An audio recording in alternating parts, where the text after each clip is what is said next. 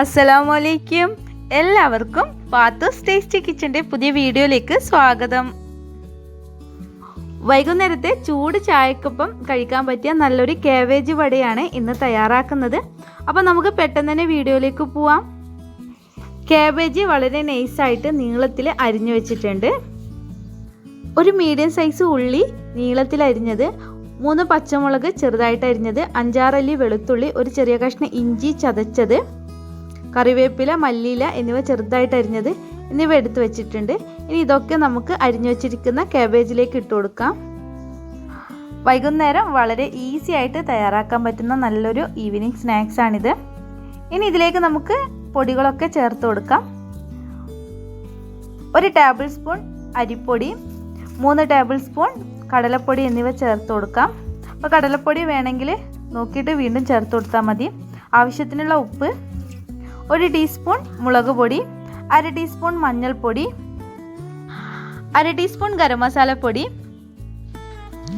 എന്നിവ ഇട്ടതിന് ശേഷം ഇതിലേക്ക് ഒരല്പം വെള്ളം ഒഴിച്ചിട്ട് കൈകൊണ്ട് നന്നായിട്ട് മിക്സ് ആക്കി എടുക്കാം.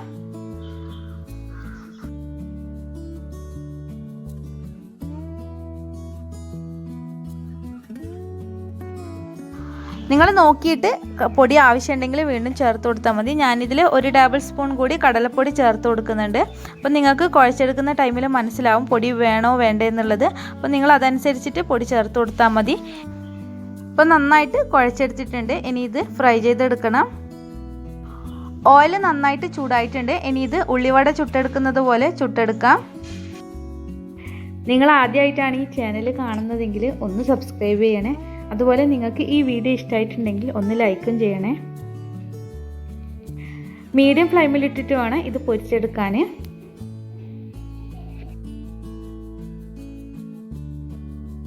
എല്ലാ വശവും ഒരുപോലെ പൊരിഞ്ഞ് കിട്ടാൻ തിരിച്ചും മറിച്ചൊക്കെ ഇട്ടിട്ട് നന്നായിട്ട് പൊരിച്ചെടുക്കുക.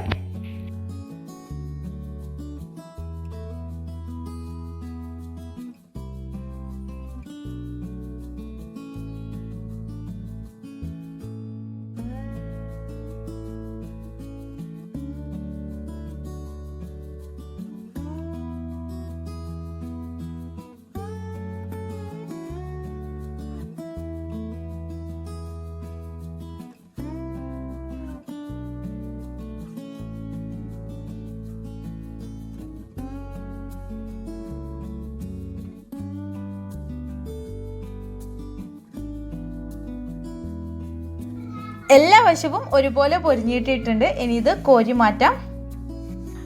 ബാക്കിയുള്ളതും ഇതുപോലെ പൊരിച്ചെടുക്കണം. അപ്പം നിങ്ങളെല്ലാവരും ട്രൈ ചെയ്ത് നോക്കുക കാബേജ് കൊണ്ടുള്ള ഈ ഒരു വട. അതിനുശേഷം കമൻറ്റ്സ് അറിയിക്കുക. നിങ്ങൾക്ക് ഈ വീഡിയോ ഇഷ്ടമായിട്ടുണ്ടെങ്കിൽ ലൈക്ക് ചെയ്യുക, ഷെയർ ചെയ്യുക. സബ്സ്ക്രൈബ് ചെയ്യാതെ കാണുന്നതെങ്കിൽ സബ്സ്ക്രൈബ് ചെയ്യുക. ഇൻഷാ അല്ലാഹ് മറ്റൊരു റെസിപ്പിയുമായി വീണ്ടും കാണാം. അസ്സലാമു അലൈക്കും.